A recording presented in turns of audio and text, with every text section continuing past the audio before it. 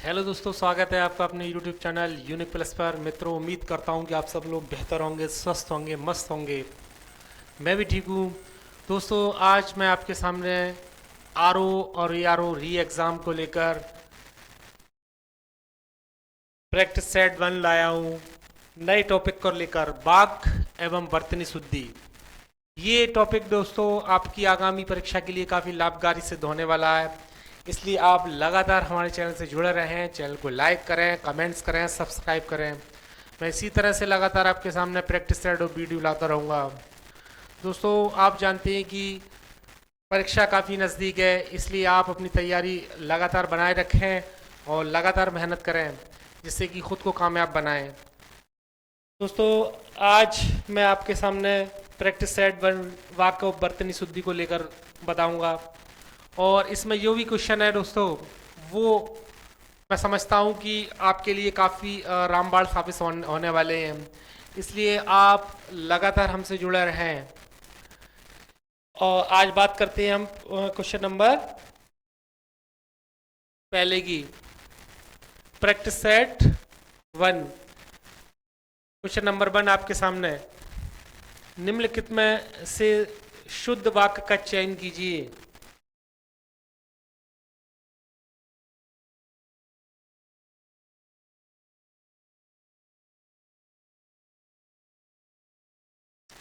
निम्नलिखित में से शुद्ध वाक्य का चयन कीजिए।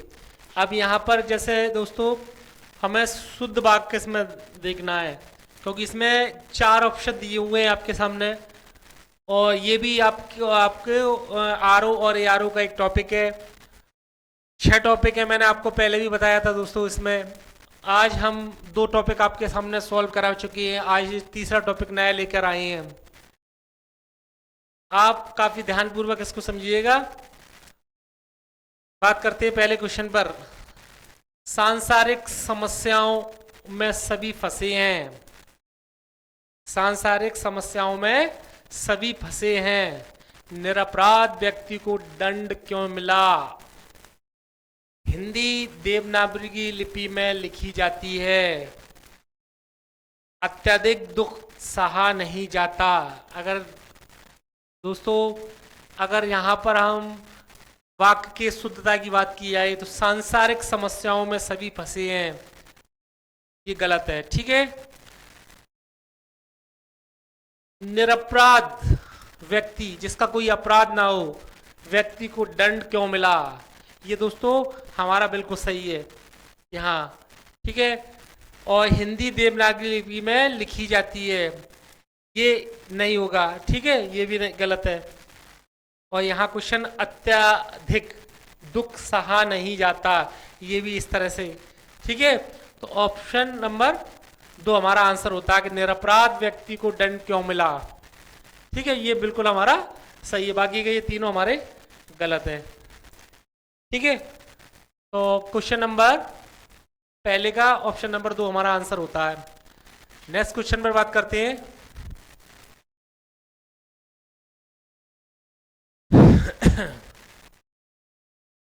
निम्नलिखित में कौन सा वाक्य शुद्ध है? वाक्य एवं बर्तनी शुद्धि को लेकर बात चलती है यहाँ पर कि मेरे लिए ठंडी बर्फ और आग लाओ। मेरे लिए ठंडी बर्फ और आग लाओ। बर्फ तो वैसे भी ठंडी होती है दोस्तों, तो ये कैसे हो जाएगा ठंडी बर्फ और आग लाओ? तो ये हमारा यहाँ गलत है। ठीक है, ये ऑप्शन हमारा होगा नहीं। अगर दूसरी क्वेश्चन पर, अगर ऑप्शन नंबर 2 पर बात करते हैं तो व्यायाम करना चाहिए जिससे कि स्वस्थ रहे, ये भी नहीं है। ठीक है, व्यायाम करना चाहिए जिससे कि स्वस्थ रहे, ये हमारा ऑप्शन नहीं होगा। एक एक करके सभी मर गए, एक एक करके सभी मर गए, इस तरह कैसे आ जाएगा ये? तो ये भी हमारा गलत है। ठीक है, तुम्हारा यह कहना मेरे लिए बड़ी बात होगी।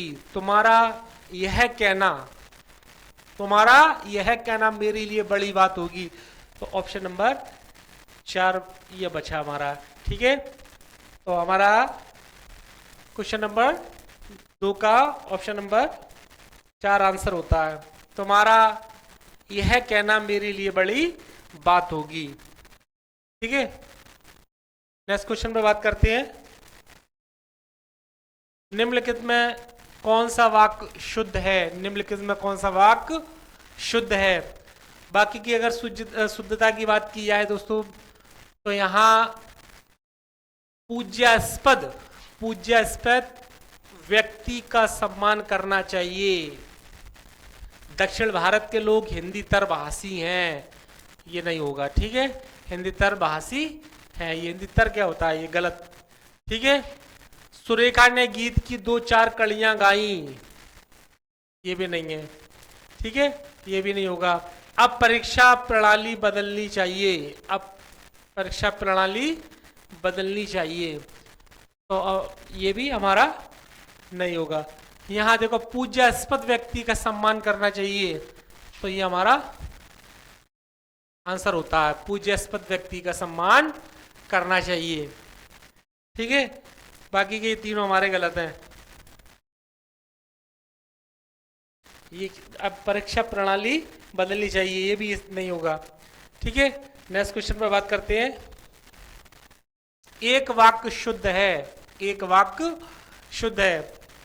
स्वामी विवेकानंद का भाषण सुनकर उपहास उड़ाने वाले अमेरिकियों पर घड़ों पानी पड़ गया। अगर इसकी बात की जाए दोस्तों, तो देखें, बाजार का साप्ताहिक अवकाश सोमवार को रहता है। वह दुखी स्त्री दव्यता का जीवन बिता रही है। मैं सपरिवार सानंदित हूं। तो अगर दोस्तों बात की जाए यहाँ पर शुद्धता की, वाक्य की शुद्धता की,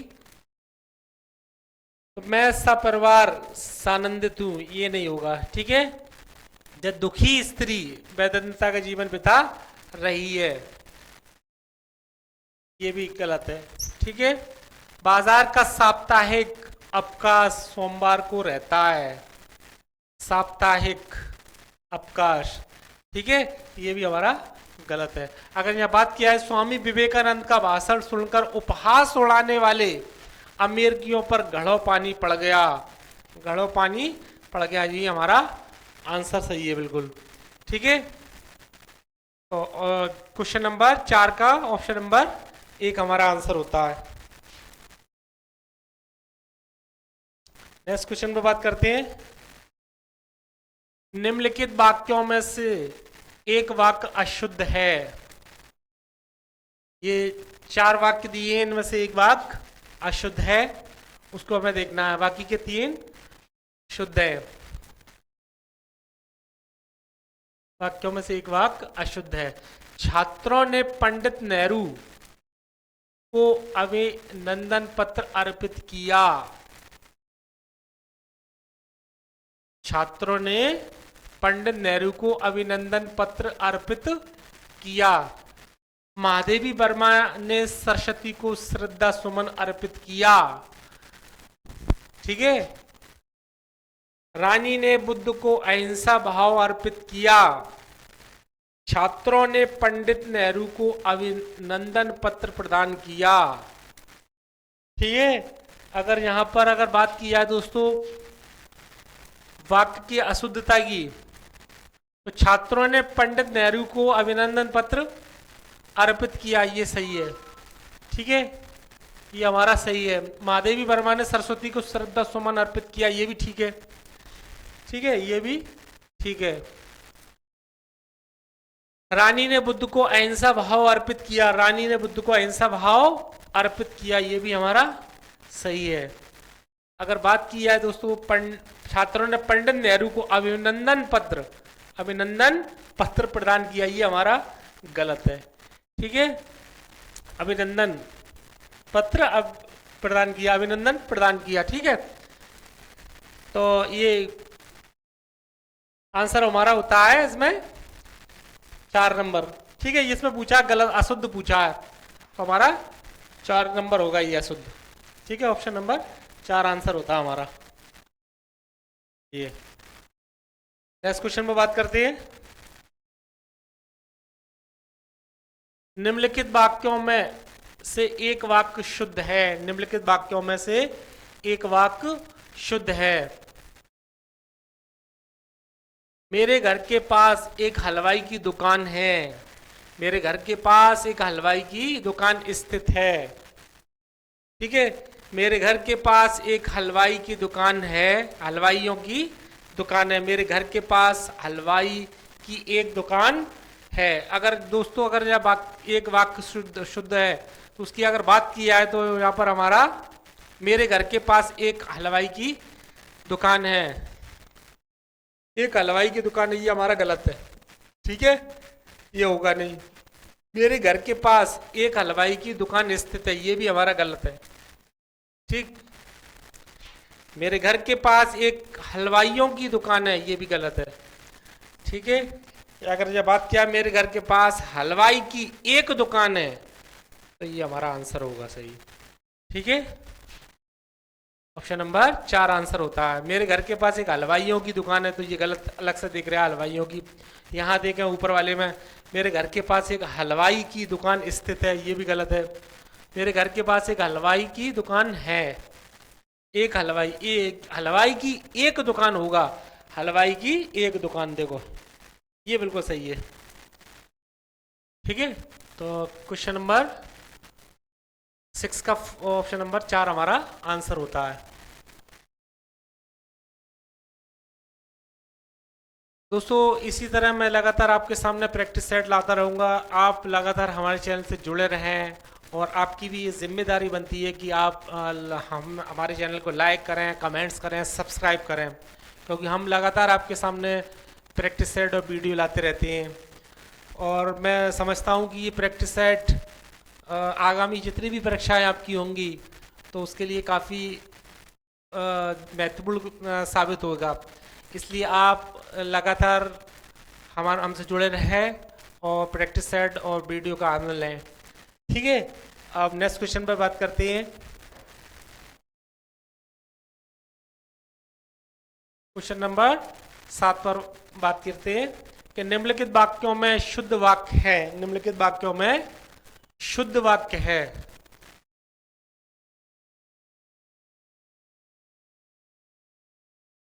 श्री कृष्ण के अनेकों नाम हैं, अनेकों नाम हैं, ये कैसे हो जाएगा सर? ठीक है, ये नहीं होगा। यहाँ पर भगवान श्री कृष्ण की अनेकों नाम का उल्लेख मिलता है, भगवान श्री कृष्ण की अनेकों नामों का उल्लेख मिलता है, ये भी नहीं है। ठीक है, श्री कृष्ण को अनेकों नामों से पुकारा जाता है, ये देखो ये भी हमारा गलत हुआ। ऑप्शन नंबर 4 आपके सामने आया कि श्री कृष्ण के अनेक नाम हैं, श्री कृष्ण के अनेक नाम हैं, तो हमारा ऑप्शन नंबर 4 हो जाएगा। ये देखो बिल्कुल श्री कृष्ण के अनेक नाम हैं, अनेकों कैसे आ जाएगा? अनेक तो वैसे ही हो गया, कई नाम। ठीक है, और यहाँ पर देखें यहाँ भी अनेकों लिखा है तो ये भी गलत है। ठीक, और यहाँ देखो यहाँ भी अनेकों हैं, ये देखो तीनों में। ठीक है, यहाँ श्री कृष्ण के अनेक नाम है ये, तो यहाँ हमारा क्वेश्चन नंबर 7 का ऑप्शन नंबर 4 आंसर होता है। नेक्स्ट क्वेश्चन पर बात करते हैं। निम्नलिखित वाक्यों में शुद्ध वाक्य है। निम्नलिखित वाक्यों में शुद्ध वाक्य है कि अगर बात की जाए दोस्तों तो यहाँ देखो फूलों पर भौरे भिनभिना रहे हैं। देखो फूलों पर भौरे भिनभिना रहे हैं। देखो फूलों पर भौरे गुंजार कर रहे हैं। देखो फूलों के ऊपर भौरे गुंजारते हैं और देखो फूलों के ऊपर भौरे भिनभिना रहे हैं। अगर यहाँ बात की जाए दोस्तों को लेकर तो फूलों के ऊपर भौरे भिनभिना रहे हैं तो ये गलत है। ठीक है, भौरे भिनभिनाएंगे नहीं यहाँ पर। ठीक है, देखो फूलों पर भौरे गुंजार कर रहे हैं। देखो फूलों के ऊपर भौरे गुंजारते हैं, ये भी गलत है। ठीक है, और भिनभिना रहे हैं, ये भी गलत है। तो ऑप्शन नंबर 2 हमारा बचता है यहाँ। ठीक है, निम्नलिखित वाक्यों में शुद्ध वाक्य है। देखो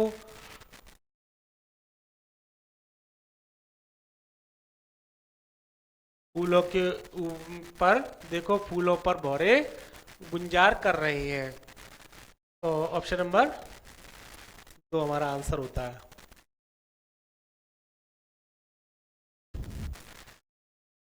ठीक है, नेक्स्ट क्वेश्चन पर बात करते हैं।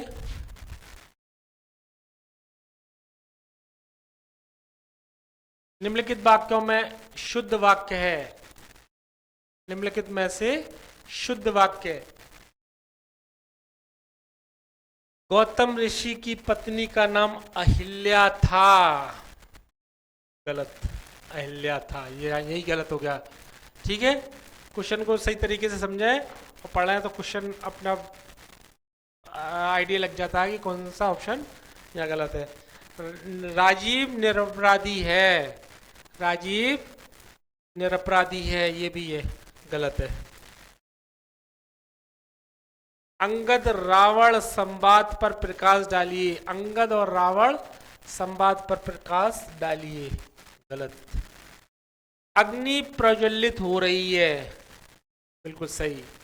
ठीक है, ऑप्शन नंबर 4 हमारा आंसर होता है, अग्नि प्रज्वलित हो रही है।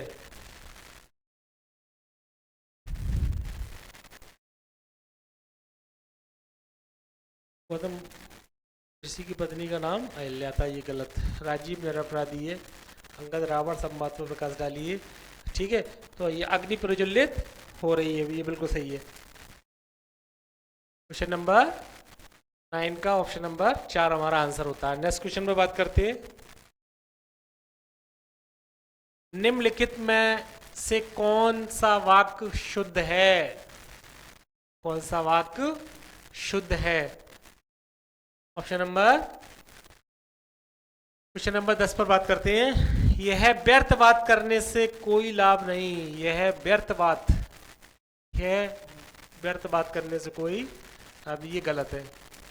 ठीक है, व्यर्थ बात करने से कोई लाभ नहीं, संपूर्ण देश भर में, संपूर्ण देश भर का होता है, देश में ऐसा तो कह सकते हैं, ये भी गलत है। संपूर्ण देश में निराशा छा गई, इस तरह से हम कह सकते हैं, ये देश भर में नहीं आएगा।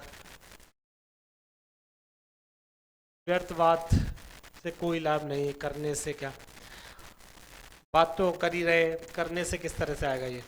भाई ने भाई के साथ सलाह की, भाई ने भाई से सलाह की के साथ, ये कैसे आएगा, ये भी गलत है। ठीक है, भाई ने भाई के साथ गलत सलाह की।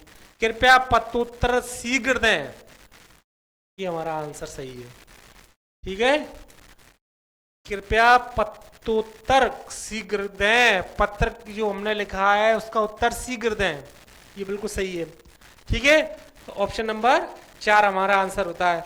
कृपया, यहाँ देखें, कृपया पत्र का उत्तर शीघ्र दें, जल्दी दें, जितनी जल्दी हो सके। ठीक है, तो ये ऑप्शन हमारा बिल्कुल सही है।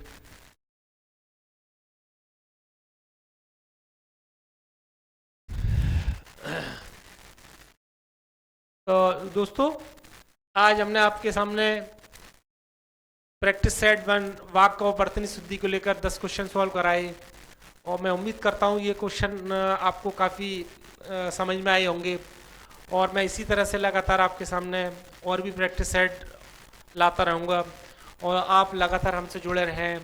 चैनल को हमारे लाइक करें, कमेंट्स करें, सब्सक्राइब करें, और अपनी तैयारी को लगातार बनाए रखें, क्योंकि एग्ज़ाम काफ़ी नज़दीक है, और आपको मालूम है डेट तो कंफर्म है लगभग, और उसी के अकॉर्डिंग अब ज़्यादा टाइम नहीं बचा है कि आप लगातार मेहनत करें और ख़ुद को सफल बनाएं। पूरे जो 6 टॉपिक आते हैं दोस्तों, उस पर आप गहनता से अध्ययन करें। मैं आपको हर टॉपिक पर जानकारी दूंगा। ये हमारा तीसरा टॉपिक था जिसका मैंने पहला प्रैक्टिस सेट आपके सामने सॉल्व करा। इससे पहले मैंने 2 टॉपिक और के लिए करा दिए थे आपको, और उसके 3 दिन प्रैक्टिस सेट मैंने आपको बताए थे, और इसको भी प्रैक्टिस सेट और भी मैं लाऊंगा। बाकी के 3 टॉपिक पर और बात करते हैं आगे, और इसलिए आप लगातार मेहनत करते रहिए और ख़ुद को कामयाब बनाइए। दोस्तों, सफलता एक दिन में नहीं मिलती है, लेकिन एक दिन ज़रूर मिलती है। कोई भी चीज़ है बिना मेहनत के हासिल नहीं होती है। इसलिए आप ख़ुद को सफल बनाने के लिए अपना 100% दीजिए और सफलता आपके कदम चूमेगी। दुनिया में कोई भी चीज़ है दोस्तों, वो बिना मेहनत के आप प्राप्त नहीं कर सकते हैं। इसलिए आप को लगातार मेहनत करना है और ख़ुद को सफल बनाना है। मैं भी आपके उज्जवल भविष्य की कामना करता हूँ कि आप अपने मकसद में कामयाब हों और आप लगातार मेहनत करते रहें, जैसे कि ख़ुद को सफल बनाएं। और मिलता हूँ मैं नेक्स्ट वीडियो में आपको के सामने इसी प्रैक्टिस सेट 2 के साथ। और जब तक के लिए जय हिंद, जय भारत।